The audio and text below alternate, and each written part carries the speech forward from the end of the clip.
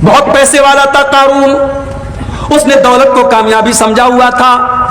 जब वो कपड़ा पहनकर सज सवर करके सज धज करके निकला करता था तो उसकी कौम के लोग बेचारे बड़े बड़े जोश में आकर के कहते थे, या लैता लना मिस्ल मा ऊतिया कारून, ऐ काश हमारे पास भी उतनी दौलत आ जाए जितनी दौलत कारून के पास है। इतनी दौलत थी कारून के पास कि कुरान कहता है, व आतैनाहु मिनल कुनूज़ि मा इन्न मफातिहु लतनू बिल उसबति उलिल कुव्वा, कि कारून के खजानों की चाबियों को बड़े बड़े पहलवान बड़ी मुश्किल से उठाया करते थे।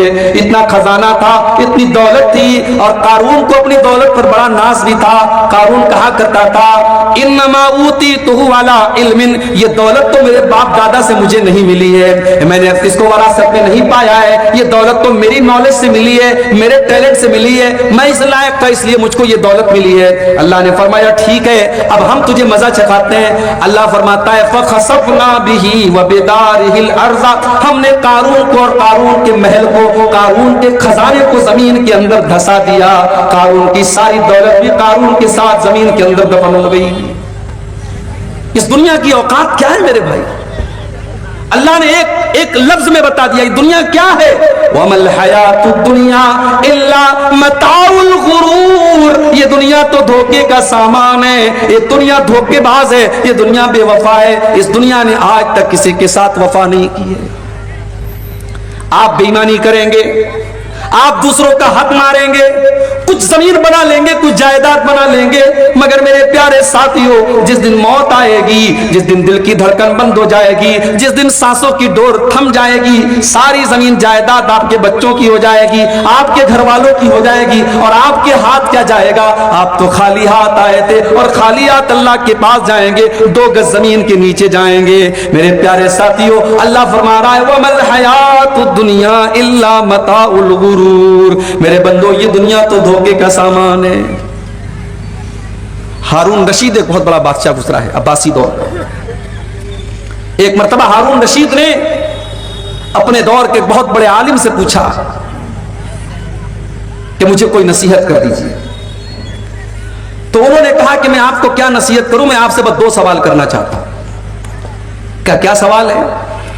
कहा मान लीजिए कि आप सफर पे निकले हैं, रेगिस्तान में आप सफर कर रहे हैं और बहुत जोर से आपको प्यास लगी है और दूर दूर तक पानी आपको नजर नहीं आ रहा है, और प्यास इस कदर लगी हुई है कि पानी न मिला तो आप मर जाएंगे। इतने में आता है एक आदमी और उसके पास एक प्याला है और प्याले में 2 घूंट पानी है। वो कहता है, बादशाह सलामत, ये 2 घूंट पानी मैं आपको दे सकता हूं, बस शर्त यह है कि आप अपनी आधी हुकूमत मुझे दे दें, मैं ये 2 घूंट पानी आपको दे दूंगा। तो बादशाह सलामत, आप ये बताइए कि आप क्या करेंगे, उसको हुकूमत दे देंगे या नहीं देंगे? बादशाह ने कहा, अगर ऐसी बात है, अगर मेरी जान खतरे में आ चुकी है, मैं इस कदर प्यासा हूं कि मुझे पानी न मिला तो मैं मर जाऊंगा, तो जान से बढ़ के क्या है, मैं आधी हुकूमत दे करके वो 2 घूंट पानी पी करके अपनी जान बचा लूंगा। फिर उस आलिम ने कहा, अच्छा एक बात बताइए, कुछ और आगे आप बढ़े। आपने पानी तो पी लिया, अब वो पानी आपके बदन के अंदर अटक गया, आपको पेशाब लग रहा है, पेशाब की जरूरत महसूस हो रही है, मगर पेशाब का रास्ता बंद हो गया है, पेशाब निकल ही नहीं रहा है, आप तड़प रहे, आप मछली की तरह तड़प रहे हैं, लेकिन पेशाब का रास्ता आपका रुक चुका है, पेशाब आपका बाहर नहीं निकल पा रहा है, आप दर्द के मारे बेचैन हैं। इतने में दूसरा आदमी आता है और वो कहता है, बादशाह सलामत, मैं आपका पेशाब निकाल सकता हूं, मैं ऐसी दवा दे सकता हूं, ऐसा तरीका बता सकता हूं कि आपकी पेशाब निकल आएगी और आपको इस तकलीफ से निजात मिल जाएगी। शर्त यह है कि आप अपनी आधी हुकूमत मुझे दे दें। तो आप क्या करेंगे, उसे दे देंगे आधी हुकूमत? हारून रशीद ने कहा, अगर ऐसा मामला आ गया, मेरी जान पर बन चुकी है और पेशाब रुक जाने की वजह से मैं तकलीफ में पड़ गया हूं, तो मैं तो यही करूंगा, मैं आधी हुकूमत उसको दे दूंगा और मैं उसका ऑफर कबूल कर लूंगा। कहा है बादशाह सलामत, बस जिस हुकूमत की औकात ये है कि पानी के चंद कतरे और पेशाब के चंद कतरों से ज्यादा आपकी हुकूमत की वैल्यू नहीं है, ऐ बादशाह सलामत, इस हुकूमत पर कभी नाज न करना, इस हुकूमत पर कभी गुरूर न करना, इस हुकूमत पर कभी इतराना नहीं, कभी तकब्बुर न करना। आज आप देख लें साहब, जिनके हाथ में पावर है वो अपने पावर का कैसा इस्तेमाल कर रहे हैं। वो राहत इंदौरी ने कहा था ना, जो आज साहिबे मसनद है कल नहीं होंगे, किराएदार है, जाती मकान थोड़ी है, ये कुर्सी और इख्तियार یہ کسی کی میراث نہیں ہے. آج کوئی ہے کل کوئی ہوگا. انسان کو اپنے پاور اور کرسی کا کبھی ناجائز فائدہ نہیں اٹھانا چاہیے میرے بھائی. تو اللہ نے فرمایا کہ کامیابی تو یہ ہے کہ تمہیں جنت مل جائے اور تم جہنم سے بچا دیے جاؤ. اور دنیا کو کامیابی سمجھنے والوں کان کھول کر کے سن لو, وَمَا الْحَيَاةُ الدُّنْيَا إِلَّا مَتَاعُ الْغُرُورِ, دنیا کی زندگی تو دھوکے کا سامان ہے. اب آئیے ہم قرآن و سنت کی روشنی میں کچھ ایسی چیزوں کو دیکھتے ہیں جن کو اللہ کے نبی نے بتایا ہے کہ ہاں یہ چیزیں جنت میں لے کے جانے والی ہیں. مگر میں بڑے ادب سے کہنا چاہتا ہوں میرے بھائیوں, آپ رات کے 2:30 اور 3 بجے تقریر سن رہے ہیں. یہ ٹائم ایسا ہے, یہ اللہ کی قبولیت کا ٹائم ہے. میرے بھائیوں, اس دعا کے ساتھ آپ یہ تقریر سنیں کہ میں جو باتیں بیان کروں گا, جو اعمال بیان کروں گا جنت میں لے کے جانے والے, رب العالمین کہنے والے کو اور سننے والوں کو سب کو عمل کی توفیق عطا فرمائے. ہم صرف کہیں نہ اور ہم صرف سنیں نہ, بلکہ ہم اس پر عمل بھی کریں. اللہ ہم کو اس کی توفیق دے. تو آئیے ہم شروع کرتے ہیں. سب سے پہلی چیز جو جنت میں لے کر کے جائے گی, جس کے بغیر جنت میں آپ جا ہی نہیں سکتے, وہ کیا ہے؟ وہ توحید ہے. جب تک آپ توحید پر نہیں آ جائیں گے, ایک اللہ کی عبادت آپ نہیں کریں گے, ایک اللہ کے آگے آپ کا سر نہیں جھکے گا, اور ایک اللہ کی توحید کا اقرار آپ نہیں کریں گے, تب تک آپ جنت میں نہیں جا سکتے. اللہ کے نبی فرماتے ہیں, من شہید اللہ الہ الا اللہ خالصا من قلبہ دخل الجنہ. جو دل کی گہرائی سے لا الہ الا اللہ کا اقرار کرے گا, جو دل سے لا الہ الا اللہ پڑھے گا, جو دل سے کلمہ توحید کا اقرار کرے گا, جو دل سے ہر طریقے کے شرک کو مٹا دے گا, دخل الجنہ, ایسا انسان جنت میں داخل ہوگا. مگر آپ کیا بولیں گے؟ ہمارے اور آپ کے بیچ میں ایسے لوگ بیٹھے ہیں جو نماز میں آتے تو کہتے ایاک نعبد و ایاک نستعین, اے اللہ ہم تیری ہی عبادت کرتے ہیں اور تجھ ہی سے مدد مانگتے ہیں. اور نماز کے باہر کشتی لڑنے جاتے ہیں پہلوان کے سامنے تو کہتے یا علی مشکل کشا, علی کو مشکل کشا بنا دیا. اولاد چاہیے تو کسی بابا کے مزار پہ جا کے اولاد کا سوال کرتے ہیں. دولت چاہیے تو کسی کو غریب نواز کا لقب دے دیتے ہیں. مدد چاہیے تو کسی کو غوث اعظم کا لقب دے دیتے ہیں, کسی کو داتا بنا لیتے ہیں, کسی کو گنج بخش بنا لیتے ہیں. جو مقام اللہ کا ہے, جو درجہ اللہ کا ہے, وہ غیر اللہ کو دے دیتے ہیں. اور اگر آپ کو یقین نہ آتا ہو, ہمارے یوپی میں بہت ساری مثالیں آپ کو مل جائیں گی.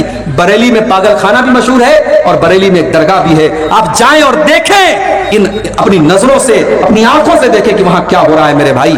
اجمیر چلے جائیں آپ, دلی میں نظام الدین کی درگاہ پہ چلے جائیں, کرے غیر گر بت کی پوجا تو کافر, کواکب میں مانے کرشمہ تو کافر, جھکے آگ پر پہرے سجدہ تو کافر, جو ٹھہرائے بیٹا خدا کا تو کافر, مگر مومنوں پر کشادہ ہے راہیں, پرستش کرے شوق سے جس کی چاہے, نبی کو جو چاہے خدا کر دکھائیں, اماموں کا رتبہ نبی سے بڑھائیں, مزاروں پہ جا جا کے نظریں چڑھائیں, شہیدوں سے جا جا کے مانگے دعائیں. نہ توحید میں کچھ فرق اس سے آوے, نہ اسلام بگڑے نہ ایمان جاوے. یہ مولانا حالی کا شعر ہے. انہوں نے آج سے 100 سال پہلے کہا تھا 2023 آ گیا, ہم چاند پر پہنچ گئے, مگر مسلمانوں کی سوسائٹی اور سماج میں آج بھی یہ تمام چیزیں ہو رہی ہیں میرے بھائیوں. جب ہم شرک کریں گے, جب اللہ کی توحید کے ساتھ غداری کریں گے, جب ہم غیر اللہ کے نام پہ بکرے ذبح کریں گے, غیر اللہ کے نام پہ مرغے ذبح کریں گے, جب اپنے بچوں کو لال کالے پیلے تعویذ پہنائیں گے, جب ہماری توحید گڑبڑ ہوگی تو اللہ کی مدد کہاں سے آئے گی؟ اللہ کے نبی کہہ رہے ہیں جو توحید پر رہے گا جنت اس کو ملے گی. اور ایک بات اور نوٹ کر لیجئے, صرف توحید پر رہنا کافی نہیں ہے, آخری دم تک توحید پر رہنا یہ ضروری ہے. ساری زندگی انسان توحید پر رہا, مرنے کے پہلے اس نے شرک کر لیا اور بغیر توبہ کی اس کا انتقال ہو گیا.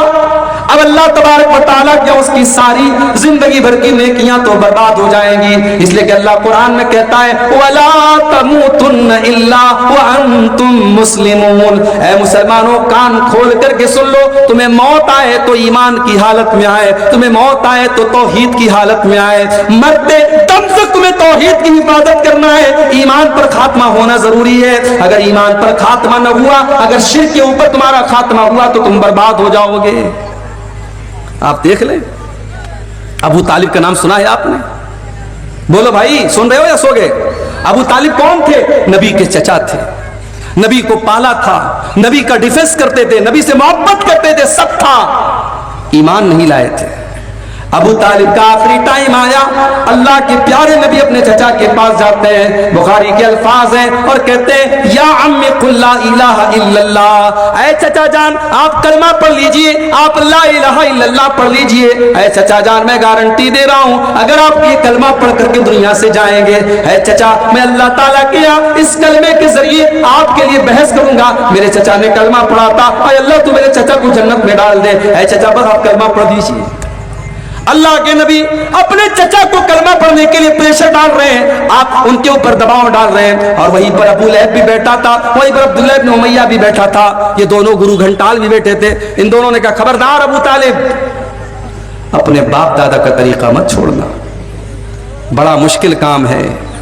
ابھی میرا پروگرام تھا اسی بہار میں ایک جگہ پڑتی ہے جہان آباد, جہان آباد کے آگے گاؤں ہے, گاؤں کا نام ہے ڈبری, بڑا پچھڑا ہوا علاقہ ہے. پچھلے جمعہ کو میرا پروگرام تھا, گیا میں وہاں بیچارے 2-4 لڑکے اہل حدیث ہوئے. آپ کے علاقے میں 100% لوگ اہل حدیث ہیں, آپ اللہ کا شکر ادا کریں, ورنہ اسی ہندوستان میں نہیں اسی بہار میں کتنے ایسے گاؤں ہیں میرے بھائی جہاں 2 آدمی 4 آدمی اہل حدیث سے بیچارے, وہ اگر کہیں سینے پر ہاتھ باندھے تو ان کو مارا جاتا ہے. کسی مسجد میں جا کر کے وہ آمین زور سے بولتے ان کو نکال دیا جاتا ہے. وہ بیچارے مجبور ہیں, ان کے بچے اپنے باپ کے اہل حدیث ہونے کے باوجود اور قرآن و حدیث پر چلنے والا ہونے کے باوجود ان کے بچے ماحول نہ ملنے کی وجہ سے اور سماج نہ ملنے کی وجہ سے بچے دوسرے راستے پر چلے جاتے ہیں. میرے بھائیوں آپ کی برادری شیرسا بادی برادری میں آج الحمدللہ اگر 100% آپ قرآن و حدیث پر چلنے والے ہیں تو بہت بڑی نعمت ہے. اس نعمت پر آپ اللہ کا جتنا شکر ادا کریں. وہ گاؤں وہاں 2-4 لوگ بیچارے اہل حدیث ہوئے اور باقی لوگ سب وہی پرانے باپ دادا کے ڈھرے پہ چلے آئے. محرم پر تازیہ نکل رہا ہے, ربیع الاول میں جلوس نکل رہا ہے, مزاروں پر سجدہ بھی ہو رہا ہے, جہالت پھیلی ہوئی ہے. میں نے وہاں تقریر کی, تقریر کے بعد جب جانے لگا تو ایک آدمی آیا, بولا مولانا آپ کی بات بالکل صحیح ہے, آپ کی بات ساری باتیں بالکل صحیح ہیں, مگر ہم نے باپ دادا کو جو کرتے ہوئے دیکھا ہے اسے چھوڑنا بہت مشکل کام ہے. باپ دادا جو کرتے چلے آئے اس کام کو چھوڑنا آسان کام نہیں ہے میرے بھائیوں, اس کے لیے بڑی ہمت کی ضرورت ہے.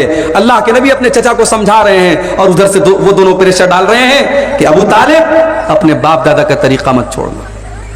بخاری کے الفاظ ہیں ابو طالب کا انتقال ہو گیا, ابو طالب کو موت آ گئی اور آخری ٹائم ابو طالب کی زبان پر یہی لفظ تھا علی ملت عبد المطلب, میں اپنے باپ عبد المطلب کے مذہب پر دنیا سے جا رہا ہوں.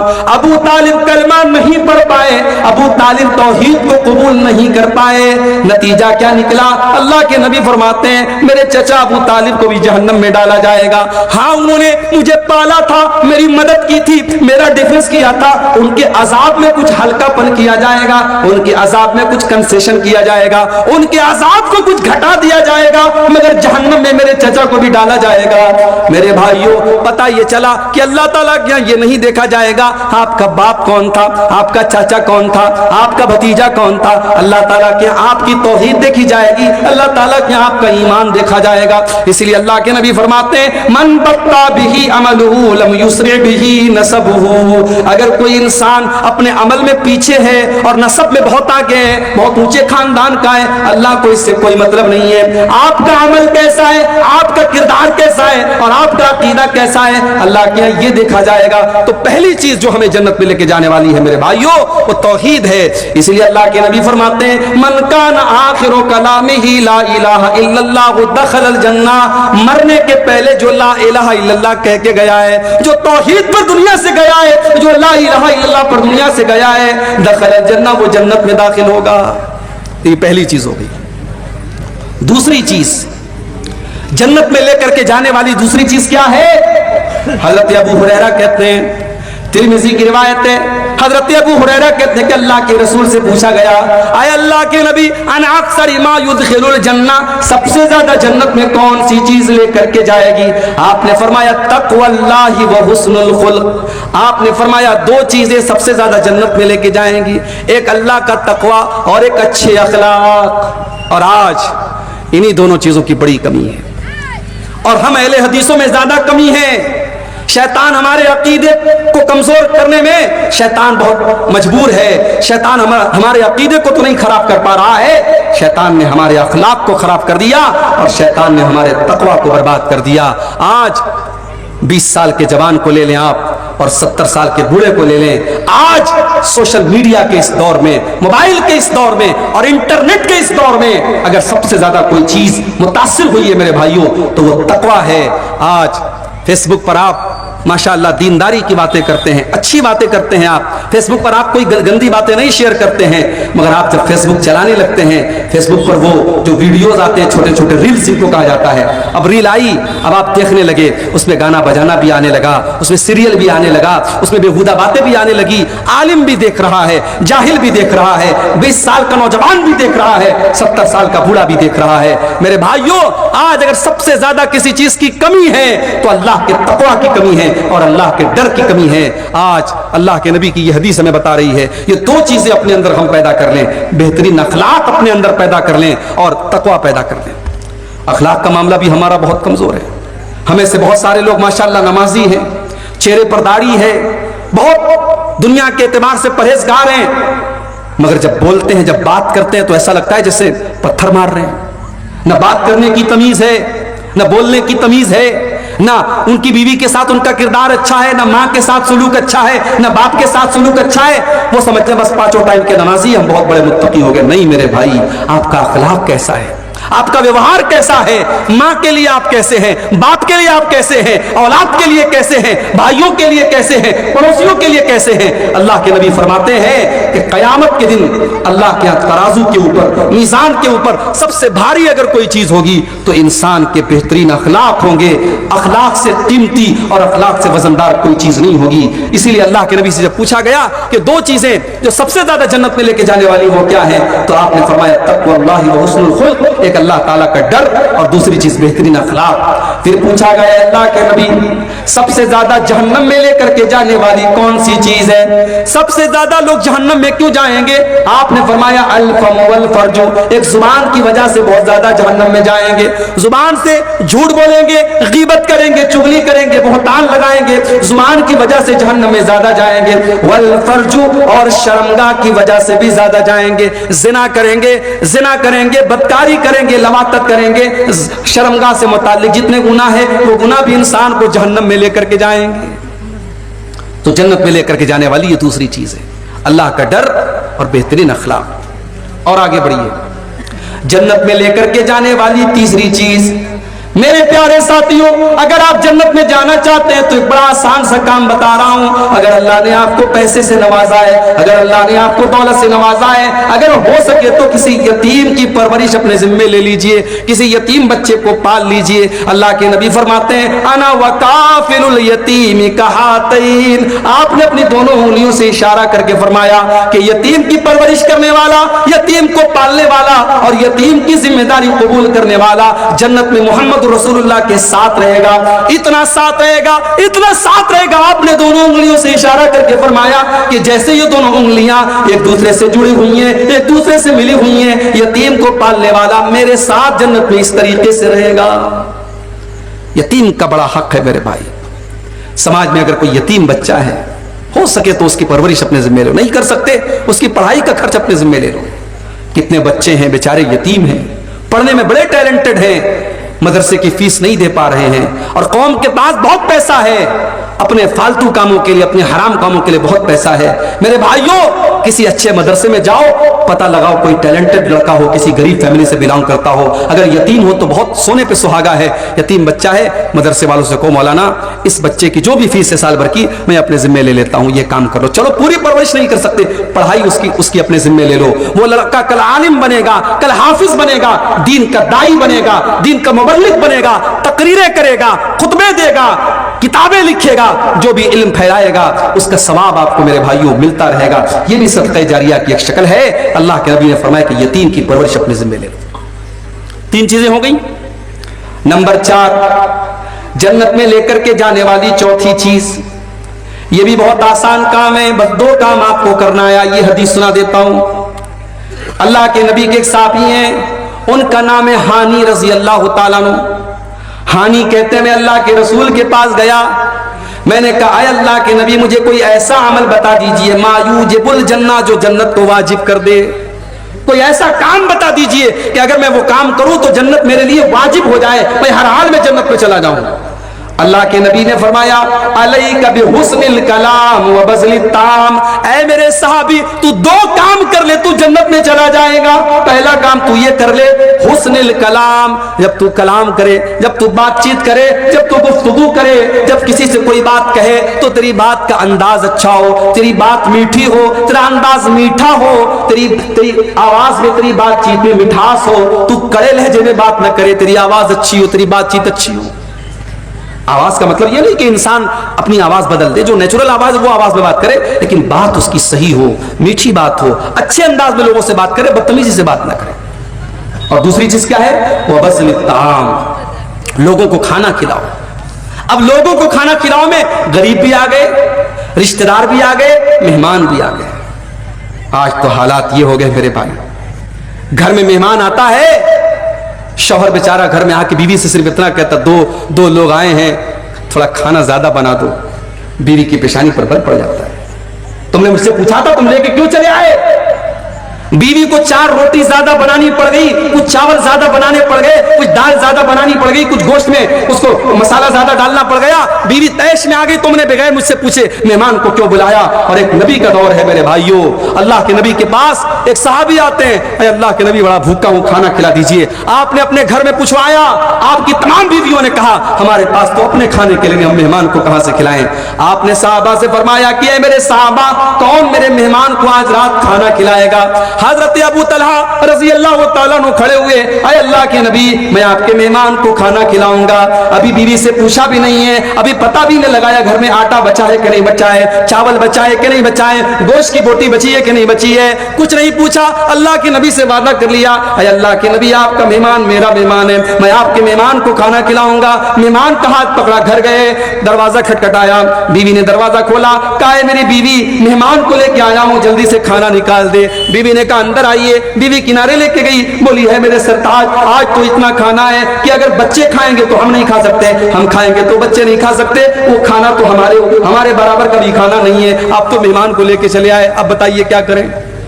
کہا ایک کام کرو، بچوں کو سلا دو، بچوں کو سلا دو، اور میں مہمان کو گھر میں لے کے آتا ہوں، کھانا پلیٹ میں لے آؤ، اور میرے سامنے بھی خالی پلیٹ رہے گا، اور جیسے ہی کھانے کا ٹائم آئے گا چراغ کی بتی بجھا دینا، مہمان کو ایسا لگے گا میں بھی کھانا کھا رہا ہوں، مہمان کا پیٹ بھر جائے، ہم دونوں میاں بیوی بعد میں کبھی کھا لیں گے، بھوکے رہ لیں گے، کوئی مسئلہ نہیں۔ میری پیاری ماں بہنوں، آج چراغ لے کے ڈھونڈو، ایسی بیویاں نہیں ملیں گی، ایسی عورتیں نہیں ملیں گی۔ حضرت ابو طلحہ مہمان کو گھر میں لے کر کے آئے، مہمان کے سامنے کھانا رکھ دیا، اپنے سامنے خالی پلیٹ رکھ دیا، اور چراغ کی بتی کو کھانے کے ٹائم بجھا دیا، اور جھوٹ موٹ اپنا منہ چلانے لگے۔ مہمان سمجھا کہ یہ لوگ بھی کھانا کھا رہے ہیں، مہمان نے پیٹ بھر کے کھانا کھا لیا۔ صبح ہوئی، ابو طلحہ اللہ کے نبی کے پاس آتے ہیں، اللہ کے نبی کہتے ہیں اے ابو طلحہ، تم نے اور تمہاری بیوی نے جو کام کیا ہے مجھے اللہ تعالیٰ نے وہ کام بتا دیا ہے، اور اللہ تعالیٰ تم دونوں میاں بیوی کے اس عمل سے بہت خوش ہوا ہے۔ وہ لوگوں، صحابہ کے دور میں اتنی دولت تو نہیں تھی، اتنے بڑے بڑے مکانات تو نہیں تھے، ان کے پاس بڑی بڑی گاڑیاں تو نہیں تھی، مگر صحابہ کے دل بہت بڑے تھے۔ وہ لوگوں اپنے دل کو تھوڑا بڑا کر دو، اگر تمہارے کچھ رشتہ دار آ کر کے تمہارے گھر میں کھانا کھا لیں، کچھ مہمان تمہارے گھر میں آ کے کھانا کھا لیں، اس میں کوئی حرج کی بات نہیں ہے۔ اللہ کے نبی فرماتے ہیں یہ 2 کام جنت میں لے کر کے جانے والا ہے، علیک بحسن الکلام وبذل الطعام، اپنی گفتگو کو اچھا کر لو اور کھانا کھلایا کرو، یہ 2 کام ایسا ہے جس کی وجہ سے تم کو جنت ملے گی۔ اور آگے بڑھیے، جنت میں لے کر کے جانے والا ایک اور کام ہے، جب دنیا بستر پہ سو رہی ہو، یا رات میں کچھ منچلے قسم کے نوجوان موبائل پر کسی کے ساتھ بات چیت میں مگن ہو، چیٹنگ میں مگن ہو، یا کچھ لڑکے رات میں بیٹھ کر کے فلمیں دیکھ رہے ہوں، رات کو اس آخری پہر میں اگر اللہ کا کوئی بندہ اٹھ کر کے تہجد کی نماز پڑھتا ہے، قیام اللیل کرتا ہے اور رات کی نماز پڑھتا ہے، تو یہ نماز بھی انسان کو جنت میں لے کر کے جاتی ہے۔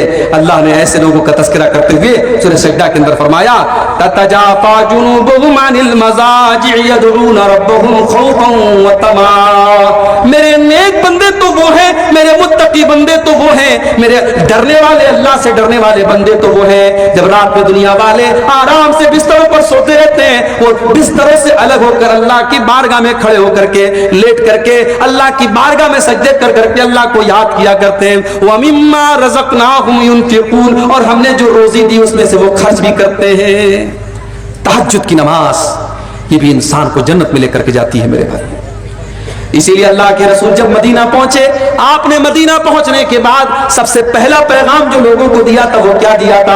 अय्युहन्नास अफ्शुस सलाम वातिमुत ताम वसिलुल अरहाम वसल्लु बिल्लैलि वन्नासु नियाम तदखुलुल जन्नत बिसलाम. ओ लोगों, 4 काम कर लो तुम जन्नत में चले जाओगे.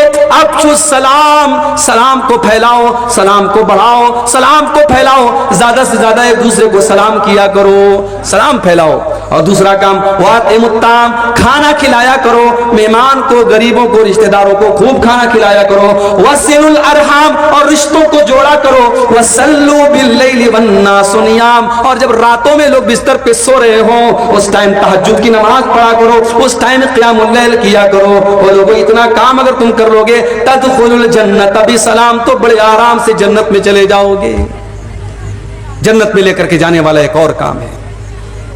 5 टाइम की नमाज फर्ज है, 5 टाइम की पढ़ना है, मगर 2 नमाजें उसमें खास तौर से ऐसी हैं जो आम तौर से हमारी और आपकी छूट जाती है.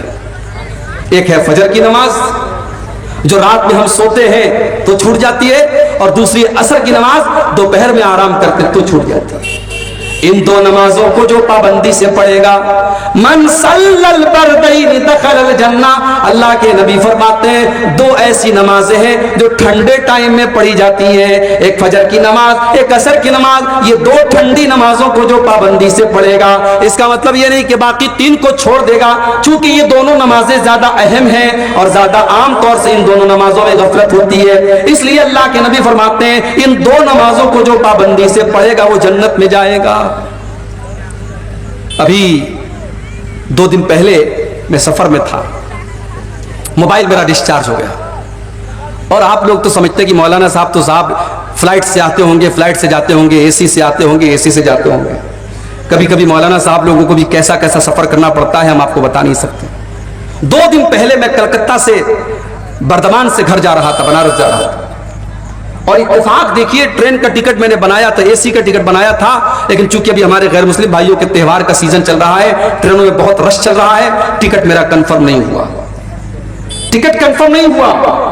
अब साहब सिस्टम आप जानते हैं, अगर ऑनलाइन टिकट बनाया है आपने और टिकट कंफर्म नहीं हुआ तो इसका मतलब कि आपका वो टिकट कैंसिल हो जाएगा और अब आप विदाउट टिकट हो गए.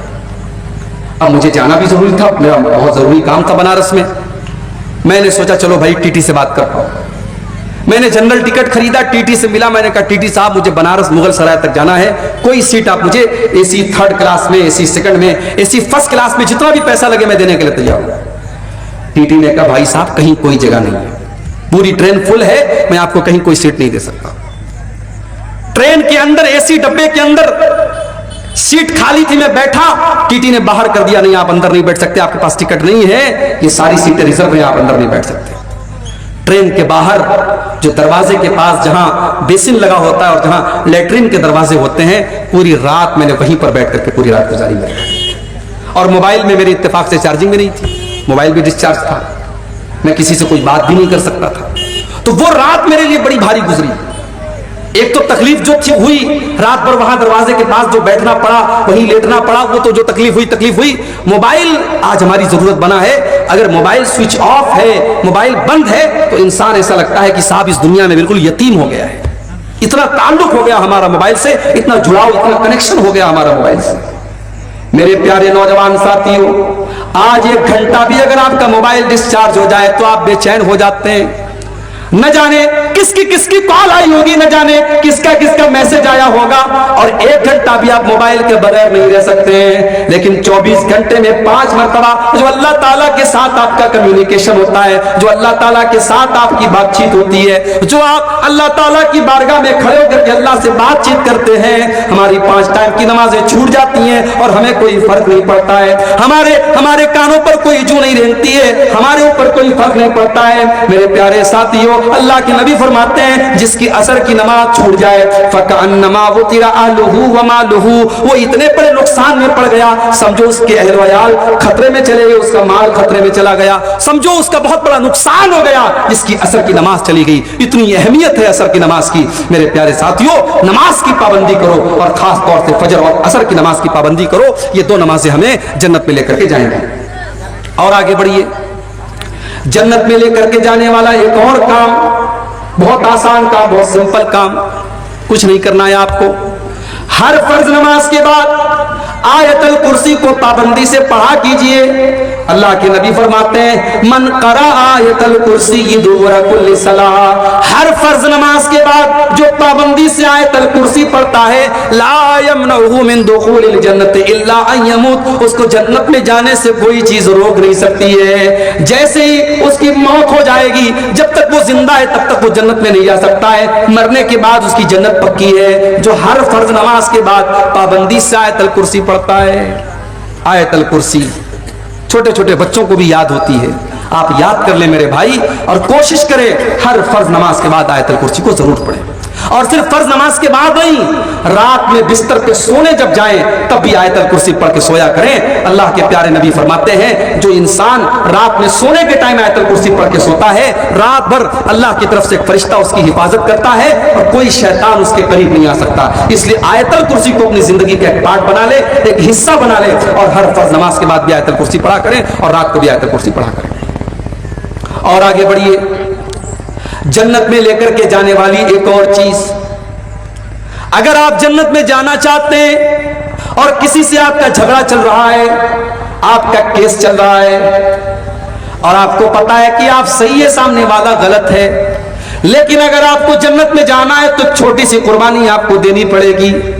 अपने अहंकार को कुर्बान करना पड़ेगा, अपनी ईगो को कुर्बान करना पड़ेगा, अपनी अना को कुर्बान करना पड़ेगा। अल्लाह के नबी फरमाते हैं अना ज़ईमुन बिबैतिन फिल जन्ना, मैं जन्नत की गारंटी लेता हूं उस इंसान के लिए लिमन तरकल मिरा व इन काना मुहिqqन, जो हक पर होने के बावजूद झगड़े को खत्म कर दे, हक पर है, सही है, फिर भी झगड़े को खत्म कर दे, ऐसे इंसान को मैं जन्नत की गारंटी देता हूं। ये अल्लाह के नबी ने फरमाया। मेरे प्यारे साथियों, अगर इस हदीस पर अगर अमल करने के लिए हम अपने झगड़ों को खत्म कर दें, न जाने कितने खानदानों के केस खत्म हो जाएं, न जाने कितने भाई भाई के मसले हल हो जाएं। सिर्फ इस हदीस को अपने सामने रखिए कि अल्लाह के नबी जन्नत की गारंटी दे रहे हैं उस इंसान को जो हक पर होने के बावजूद झगड़े को छोड़ दे। और आगे बढ़िए, जन्नत में लेकर के जाने वाली एक और चीज, बड़ी आसान चीज है, बस हमें इतना काम करना है। अगर अल्लाह ने दौलत से नवाजा है और हमारे पास अल्लाह के घर का हज करने की ताकत है, अल्लाह के घर का हज हम कर सकते हैं, हम पहली फुर्सत में हज कर लें। इंतजार न करें, अभी तो मकान पूरा नहीं हुआ, इंतजार न करें अभी तो बेटी की शादी नहीं हुई, इंतजार न करें अभी तो लड़के की शादी नहीं हुई। माफ करना मेरे भाई, लड़के की शादी, लड़की की शादी और मकान का बनवाना ये हज के लिए कोई शर्त नहीं है। अगर आज आपके पास इतनी दौलत है कि आप हज कर सकते हैं तो पहली फुर्सत में आप हज कर लीजिए। इससे पहले कि आप बीमार हो जाएं, इसके पहले कि आपकी दौलत खत्म हो जाए, इसके पहले कि आप हज का वो काम न कर सकें। बहुत सारी मिसालें हैं। खुद मेरे अपने घर में मेरी वालिदा मोहतरमा की बड़ी ख्वाहिश थी हज करने की, फॉर्म भी भरा गया उनका, लेकिन किस्मत में नहीं था, मुकद्दर में नहीं था। इसके पहले कि वो हज करती लॉकडाउन लग गया और लॉकडाउन के बाद उनका इंतकाल हो गया और उनकी हसरत उनके दिल में रह गई। मेरे भाइयों, अगर आपके पास हज करने की ताकत है और आज आप 40 साल के हैं तो 60 साल का इंतजार मत कीजिए, गारंटी नहीं है। हमने कोरोना का दौर देखा, हमने मुख्तलिफ बीमारियों का दौर देखा, और अभी बनारस में जो हालात हैं आपको मैं बता नहीं सकता कि क्या हालात हैं। हर घर में कोई ना कोई बीमार चल रहा है। इस वक्त भी एक बीमारी फैली हुई है पूरे बनारस में, उसको बोलते हैं चिकनगुनिया, यानी वो ऐसा बुखार होता है कि बदन के जोड़ जोड़ में दर्द होता है। इस वक्त बनारस के हर घर में 2-4 लोग इस बुखार में मुब्तला हैं। और अभी मेरे जानने वालों में, मेरे रिश्तेदारों में 10 लोग ऐसे हैं जो कैंसर की बीमारी में, जो बड़ी खतरनाक बीमारी है कैंसर की बीमारी, उस बीमारी में मुब्तला है और उसमें 2-3 लोगों का इंतकाल भी हो गया है। मेरे भाइयों, हम नहीं जानते कब कौन सी बीमारी हमारे पीछे लग जाएगी, कब कौन सी वबा हमारे ऊपर आ जाएगी। इसलिए अगर हज करने की ताकत है تو حج پہلی فرصت میں کر لو، اس حج کا بدلہ بھی جنت ہے۔ اللہ کے نبی فرماتے ہیں الحج المبرور لیس له جزاء الا الجنہ، اگر کوئی انسان حج مبرور کرتا ہے، اگر نبی کے طریقے کے مطابق حج کرتا ہے، اس کا بدلہ جنت کے سوا کوئی اور نہیں ہے۔ اور ایک دوسری حدیث میں اللہ کے نبی فرماتے ہیں من حج فلم یرفث ولم یفسق، جو حج کر کے آتا ہے اور حج کے دوران کوئی غلط کام نہیں کرتا ہے، کوئی گناہ کا کام نہیں کرتا ہے، رجع کیوم ولدتہ امہ، تو حج کر کے وہ ایسے لوٹتا ہے جیسے آج ہی اس کی ماں نے اس کو جنم دیا ہو، بالکل گناہوں سے پاک صاف ہو کر کے لوٹتا ہے۔ حج کر دیجیے آپ۔ اسی طریقے سے میری پیاری ماں اور بہنوں، اگر آپ جنت میں جانا چاہتی ہیں، بہت ہی سمپل طریقہ بتا رہا ہوں۔ ایک عورت اگر جنت میں جانا چاہتی ہے، بہت ہی سمپل طریقہ بتا رہا ہوں، صرف 4 کام ایک عورت کر لے جنت میں چلی جائے گی۔ اللہ کے نبی فرماتے ہیں اذا صلت المرأة خمسها وصامت شهرها واطاعت زوجها واحسنت فرجها، جو عورت 5 ٹائم کی نماز کی پابندی کرتی ہے، رمضان کا روزہ رکھتی ہے، اپنے شوہر کی خدمت اور اطاعت کرتی ہے اور اپنی شرمگاہ کی حفاظت کرتی ہے، دخلت من ابواب الجنت شاءت، ایسی عورت جنت کے جس دروازے سے چاہے وہ جنت میں جا سکتی ہے۔ 4 کام صرف ایک عورت کر لے، جنت کی گارنٹی اللہ کے نبی دے رہے ہیں، جنت کے جس دروازے سے وہ چاہے جنت میں جا سکتے ہیں۔ اسی طریقے سے میرے پیارے ساتھیوں، اگر آپ جنت میں جانا چاہتے ہیں، کبھی رات میں بیٹھ کر کے، کبھی تنہائی میں بیٹھ کر کے، جب کوئی دیکھنے والا نہ ہو، کوئی کیمرہ نہ لگا ہو، کوئی آڈیو ریکارڈنگ نہ کر رہا ہو، کوئی ویڈیو نہ بنا رہا ہو، رات کا اندھیرا ہو، آپ ہیں اور آپ کا کمرہ ہے اور آپ کے گناہوں کی سیاہی ہے، اللہ کی بارگاہ میں اپنے ہاتھ پھیلائیے اور اپنے گناہوں کو یاد کر کے اللہ سے معافی مانگیے۔ وہ جو قطرے آپ کی آنکھوں سے نکلیں گے میرے پیارے ساتھیوں، اللہ کے نبی فرماتے ہیں لا تمسهم النار، 2 آنکھیں ایسی ہیں جو کبھی جہنم میں نہیں جائیں گی، عین بکت من خشیت اللہ، ایک وہ آنکھ جو اللہ کے خوف سے روتی ہے، جس سے آنسو نکلتے اللہ کے خوف سے، وہ آنکھ کبھی جہنم میں نہیں جائے گی۔ اور ایک وہ آنکھ، وہ عین باتت تحرس فی سبیل اللہ، اللہ کے راستے میں چوکیداری کر رہی ہے، سرحدوں کی حفاظت کر رہی ہے، اس آنکھ والے کو بھی اللہ تعالیٰ جہنم میں نہیں ڈالے گا۔ 2 آنکھوں کو اللہ تعالیٰ جہنم میں نہیں ڈالے گا۔ اگر ہم اور آپ جنت میں جانا چاہتے ہیں، اپنی آنکھوں کو کبھی اللہ کے خوف سے اپنی آنکھوں میں آنسو بھی لے آئیں میرے بھائیوں، وہ آنسو جو اللہ کے لیے بہیں گے، وہ آنسو بھی ہمیں جنت میں لے کر کے انشاءاللہ جائیں گے۔ اور اسی طریقے سے اگر آپ جنت میں جانا چاہتے ہیں تو میرے پیارے ساتھیوں، شریعت نے ایک کام اور بتایا ہے کہ ہمیشہ سچائی کا ساتھ دو، ہمیشہ سچائی کا ساتھ دو، سچ بولو اور سچ لوگوں کا ساتھ دو۔ اللہ کے نبی فرماتے ہیں علیکم بالصدق فإن الصدق یہدی الی الجنہ، اے میری امت کے لوگوں، ہمیشہ سچائی کا ساتھ دو کیونکہ سچائی جنت کی طرف لے کر کے جاتی ہے۔ وإیاکم والکذب، اور جھوٹ سے ہمیشہ بچو، فإن الکذب یہدی الی النار، کیونکہ جھوٹ آپ کو جہنم کی طرف لے کر کے جاتا ہے۔ سچائی کا ساتھ دیجئے اور سچوں کے ساتھ رہیے، انشاءاللہ یہ راستہ بھی آپ کو جنت کی طرف لے کے جائے گا۔ اسی طریقے سے میرے پیارے ساتھیوں، جنت میں لے کر کے جانے والا ایک اور عمل ہمیں قرآن و سنت کے اندر بتایا گیا، وہ عمل یہ ہے کہ ہم اللہ کے نبی کی اطاعت کریں، اللہ کے نبی کی پیروی کریں، اللہ کے نبی کے راستے پر چلیں، آپ کی اطاعت کرنے والا بھی جنت میں جائے گا۔ اللہ کے نبی فرماتے ہیں کل امتی يدخلون الجنت الا من ابا، میری امت کے سارے لوگ جنت میں جائیں گے مگر وہ لوگ جنت میں نہیں جائیں گے جن کو جنت میں جانا منظور نہیں ہے، جو جنت میں جانے سے انکار کر دیں گے۔ صحابہ نے کہا اللہ کے نبی وہ کون سے بد نصیب لوگ ہوں گے جو جنت میں جانے سے انکار کر دیں گے؟ آپ نے فرمایا من اطاعنی دخل الجنہ، جو میری اطاعت کرے گا وہ جنت میں جائے گا، ومن عصانی فقد ابا، اور جو میری نافرمانی کرے گا وہ جہنم میں جائے گا۔ جو میری نافرمانی کرے گا سمجھو وہ جنت میں جانے سے انکار کر رہا ہے۔ میرے پیارے ساتھیوں، آج کتنے مسلمان ہیں، ان کے سامنے نبی کی حدیث پڑھ کے سنا دو، ان کے سامنے بخاری کی روایت پڑھ کے سنا دو، ان کے سامنے اللہ کے نبی کا عمل پڑھ کے سنا دو، وہ کہتے ہیں صاحب بات تو صحیح ہے، حدیث تو صحیح ہے، روایت تو صحیح ہے، مگر ہم اپنے باپ دادا کا طریقہ نہیں چھوڑ سکتے، ہم اپنے پیر صاحب کا طریقہ نہیں چھوڑ سکتے، ہم اپنے بزرگوں کا طریقہ نہیں چھوڑ سکتے۔ ابھی آپ کے بہار میں ایک اسٹیشن ہے بارسوئی، بارسوئی سے مجھے جمعہ پڑھانا تھا پاکڑ میں، اور اتفاق سے کوئی ٹرین نہیں تھی تو بارسوئی سے 4 ویلر بک کر کے میں پاکڑ گیا تھا۔ اب وہ جو 4 ویلر والا تھا وہ اتفاق سے ٹناٹن تھا، بالکل ٹناٹن۔ اب راستے پر اس نے خواجہ صاحب کی منقبت میں قوالیاں سنانا شروع کر دیا مجھے، اور میں بھی مجبور تھا, اسی کی گاڑی میں بیٹھا ہوں, میں کیا اس کو منع کروں. وہ قوالی سنایا جا رہا ہے. تو راستے میں نے اس سے پوچھا کہ بھائی لگ رہا ہے کہ آپ کو خواجہ صاحب سے بہت محبت ہے. اس نے کہا مولانا بہت محبت ہے. تو میں نے کہا کہ اچھا خواجہ صاحب کے دربار میں آپ کتنی بار گئے؟ بولے ہر 6 مہینے میں 2 بار جاتا ہوں. میں نے کہا اچھا حج کتنی بار آپ نے؟ کہا آج تک حج نہیں کیا, آج تک عمرہ نہیں کیا, لیکن خواجہ صاحب کے یہاں 6 مہینے میں 2 بار جاتا ہوں. تو میں نے کہا ایک کام کر یار, تو اجمیر میں اپنا گھر بنوا لے, وہیں رہ کر خواجہ صاحب کے بغل میں. کہا نہیں, دور رہیں گے تو محبت زیادہ رہے گی.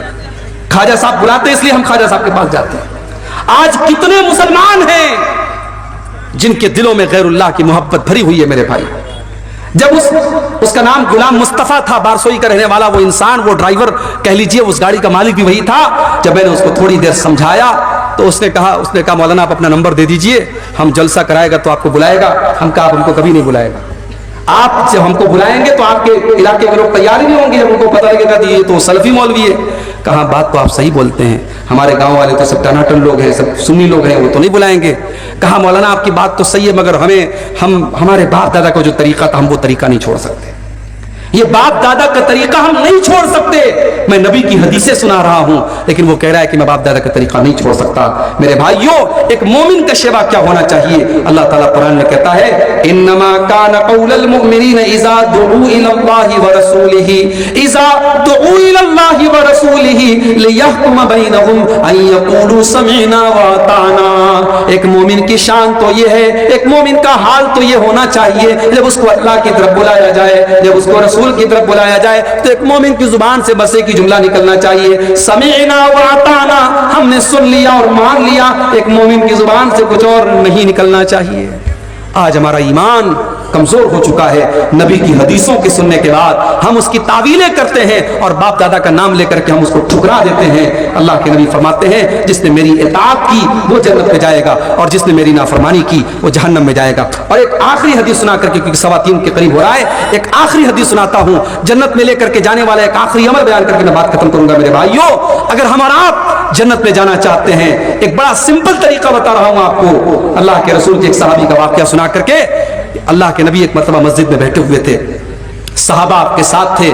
اچانک آپ نے دروازے کی طرف اشارہ کر کے کہا یدخل علیکم من ھذا الباب رجل من اہل الجنہ, ابھی اس دروازے سے ایک ایسا انسان آنے والا ہے جو جنتی ہے, جو جنت میں جائے گا. اب صحابہ کی نظریں دروازے پر ٹک گئی, دیکھے کون آ رہا ہے جس کو اللہ کے نبی جنتی کہہ رہے ہیں. تھوڑی دیر کے بعد ایک انصاری صحابی, جو مدینہ کے رہنے والے انصاری تھے, وہ اپنے ہاتھوں میں اپنا چپل اور جوتا لیے ہوئے تھے, وضو کر کے آ رہے تھے, داڑھی سے وضو کا پانی ٹپک رہا تھا. اسی حالت میں وہ آئے اور آ کر کے مسجد میں داخل ہوئے. دوسرا دن پھر آیا, پھر اللہ کے نبی نے کہا اس دروازے سے ایک جنتی آنے والا ہے. پھر صحابہ نے اپنی نظریں دروازے کی طرف ٹکا دی. پھر وہی صحابی اسی حالت میں وضو کر کے آ رہے ہیں, داڑھی سے وضو کا پانی ٹپک رہا ہے, ہاتھوں میں جوتا چپل لیے ہوئے ہیں. 3 دن تک لگاتار ایسا ہوتا ہے. جب 3 دن تک لگاتار ایسا ہوتا ہے تو تیسرے دن ایک صحابی جن کا نام عبداللہ بن عمرو بن عاص تھا, انہوں نے کہا کہ میں نے دل میں سوچ لیا کہ اب میں پتہ لگا کے رہوں گا کہ یہ صحابی, یہ انصاری صحابی ایسا کون سا عمل کرتے ہیں کہ اللہ کے نبی 3 دن تک لگاتار ان کو جنتی کہہ رہے ہیں. حضرت عبداللہ کہتے ہیں میں پیچھے پیچھے انصاری کے گھر گیا. جب انصاری صحابی اپنے گھر کے دروازے میں داخل ہونے لگے, میں نے کہا السلام علیکم. کہا بھائی صاحب وعلیکم السلام, کیا بات ہے؟ کہا میرے باپ سے جھگڑا ہو گیا ہے, میرے باپ سے کچھ اختلاف ہو گیا ہے, اور میں نے قسم کھا لی ہے کہ میں 3 دن تک اپنے باپ کے گھر میں نہیں جاؤں گا. اے میرے بھائی, میں 3 دن تک آپ کے گھر میں مہمان بن کر کے رہنا چاہتا ہوں, کہ آپ تیار ہیں؟ انصاری صحابی نے کہا کوئی بات نہیں, آپ 3 دن تک میرے گھر میں رہ سکتے ہیں. دیکھیں پھر وہی بات آئی. صحابہ کا دل بہت بڑا تھا. صحابی نے ایک بار بھی اپنی بیوی سے مشورہ نہیں کیا, اپنے گھر پتہ لگانے نہیں گئے کھانا ہے کہ نہیں, پانی ہے کہ نہیں. کہا ٹھیک ہے آپ 3 دن تک میرے گھر میں مہمان بن کے رہ سکتے ہیں. اب حضرت عبداللہ بن عمرو کہتے ہیں میرا مقصد یہ تھا کہ میں دیکھوں کہ وہ انصاری صحابی ایسا کون سا عمل کرتے ہیں کہ اللہ کے نبی ان کو 3 دن تک لگاتار جنتی کہہ رہے ہیں. حضرت عبداللہ کہتے ہیں میں 3 دن تک انصاری صحابی کے مکان میں رہا, ان کی ایک ایک حرکت پر میں نے نظر رکھی, مجھے کوئی خاص عمل ان کا نظر نہ آیا. جیسے ہم نماز پڑھتے تھے وہ بھی نماز پڑھتے تھے, جیسے ہم عبادت کرتے تھے وہ بھی کرتے تھے. وہ تو مزدوری کا کام کرتے تھے, محنت کا کام کرتے تھے. وہ جب رات میں آتے تھے تو تہجد کی نماز بھی نہیں پڑھتے تھے. رات میں جب بستر پہ سو جاتے تھے تو فجر میں اٹھا کرتے تھے. ہاں رات میں اگر نیند کھلتی تھی تو سبحان اللہ پڑھ لیا کرتے تھے, الحمدللہ پڑھ لیا کرتے تھے, اللہ اکبر پڑھ لیا کرتے تھے, اللہ کی تسبیح بیان کر لیا کرتے تھے. کہا کہ जब 3 दिन गुजर गया, मैंने कहा मेरे अंसारी भाई, मैंने आपसे बहाना किया था, न मेरे बाप से कोई झगड़ा हुआ है, न मैंने कोई कसम खाई थी। मैं दरअसल ये देखना चाहता था, अल्लाह के प्यारे नबी ने 3 दिन तक लगातार आपको जन्नती कहा था, मैं देखना चाहता था ऐसा कौन सा अमल आप करते हैं कि अल्लाह के नबी ने आपको 3 दिन तक लगातार जन्नती कहा। मेरे प्यारे साथियों, अंसारी साहबी का जवाब सुनो और जरा अपने अपने सीने पर हाथ रख के सोचो, क्या ये चीज आज हमारे अंदर मौजूद है?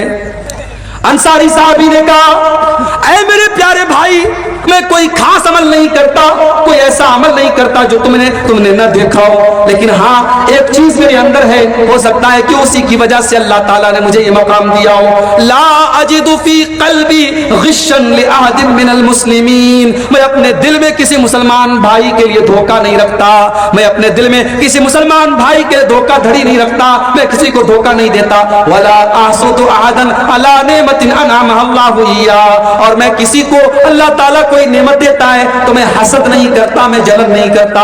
मेरे दिल में न हसद है, न कीना है, न कपट है। हो सकता है इसी की वजह से ये मकाम मिला हो। हजरत अब्दुल्ला ने कहा इसी की वजह से तुमको ये मकाम मिला है। मेरे प्यारे साथियों, जन्नत में जाना है, अपने दिल को कीनों से पाक करो, अपने दिल को कपट से पाक करो, अपने दिल को हसद से पाक करो। आज भाई भाई से हसद कर रहा है, पड़ोसी पड़ोसी से हसद कर रहा है, रिश्तेदार रिश्तेदार से हसद कर रहा है। किसी ने दौलत ज्यादा कमा ली, उसकी दौलत देख करके हसद, किसी ने ज्यादा नाम कमा लिया, उसका नाम देख करके हसद, किसी ने अच्छा मकान बना लिया, उसका मकान देख करके हसद। मेरे भाई हसद मत करो, अल्लाह तेरे मुकद्दर में जो है वो तुझे मिल करके रहेगा, उसके मुकद्दर में जो है वो उसे मिल करके रहेगा। आपके हसद करने से आपका नुकसान है, उसका कोई नुकसान नहीं है। मेरे प्यारे साथियों, ये चीज भी अगर अपने अंदर हम पैदा कर लें, अपने दिल को पाक और साफ कर लें, तो इंशाअल्लाह जन्नत में लेकर के जाने वाली ये चीज भी है। मेरे अजीज भाइयों, मेरे बुजुर्गों, आज जरूरत इस बात की है, जन्नत में लेकर के जाने वाले मुख्तलिफ अमाल मैंने आपके सामने बयान किए। ये अमाल सिर्फ बयान करने के लिए और सिर्फ मजा लेने के लिए नहीं है, ये चीजें अपने अंदर हम पैदा करें। मैंने तौहीद बयान की, हम अपनी तौहीद की हिफाजत करें। मैंने अपनी शर्मगाह की हिफाजत की बात कही, हम अपनी शर्मगाह की हिफाजत करें। मैंने जबान की हिफाजत की बात कही, हम जबान की हिफाजत करें। मैंने तकवा की बात कही, हम तकवा अपने अंदर पैदा करें। मैंने मेहमानों को और गरीबों को खाना खिलाने की बात कही, वो जज्बा हम अपने अंदर पैदा करें। ये जितनी बातें बयान हुई हैं, इन पर अमल करने की जरूरत है। मेरे प्यारे साथियों, अल्लाह कुरान में कहता है वमन अरादल आखिरता वसालहा सायहा वहुवा मुमिन, कि जो आखिरत में अपना घर बनाना चाहता है उसे कोशिश करनी पड़ेगी, उसे अमल करना पड़ेगा। सिर्फ आरजू कर लेने से और तमन्ना कर लेने से और चाहने से आपको जन्नत नहीं मिलेगी। यही चंद बातें थी। आइए हम अल्लाह से दुआ करें, रब्बुल आलमीन हमने जो बातें बयान की हैं, और आज इस जलसे में आप मगरिब बाद और इशा बाद से प्रोग्राम चल रहा था, जो बातें आपने उलमा की जुबान से सुनी है, रब्बुल आलमीन हमें उन सब पर अमल करने की तौफीक अता फरमाए। रब्बुल आलमीन हमें से जो बीमार हैं उनको शिफाए कामिल आजिल अता फरमाए। जो रोजी रोटी से परेशान हैं, अल्लाह उनके कारोबार में बरकत नसीब फरमाए। हमारे मजलूम भाई जो फलस्तीन में जिन पर जुल्म सितम हो रहा है, अल्लाह हमारे उन भाइयों की मदद फरमाए। अल्लाह जालिमों को उनके अंजाम तक पहुँचाए। अल्लाह हमारे वतन हिंदुस्तान की हिफाजत फरमाए। अल्लाह हम सबको 5 टाइम का नमाजी बनाए। रब्बुल आलमीन हमारे माल में, हमारी सेहत में बरकत अता फरमाए। रब्बुल आलमीन हमें जब तक दुनिया में जिंदा रखे, इस्लाम पर जिंदा रखे, और हम सबका खात्मा ईमान पर हो। आमीन। व आखिर दावाना अल्हम्दुलिल्लाहि रब्बिल आलमीन। वस्सलामु अलैकुम व रहमतुल्लाहि व बरकातुहू।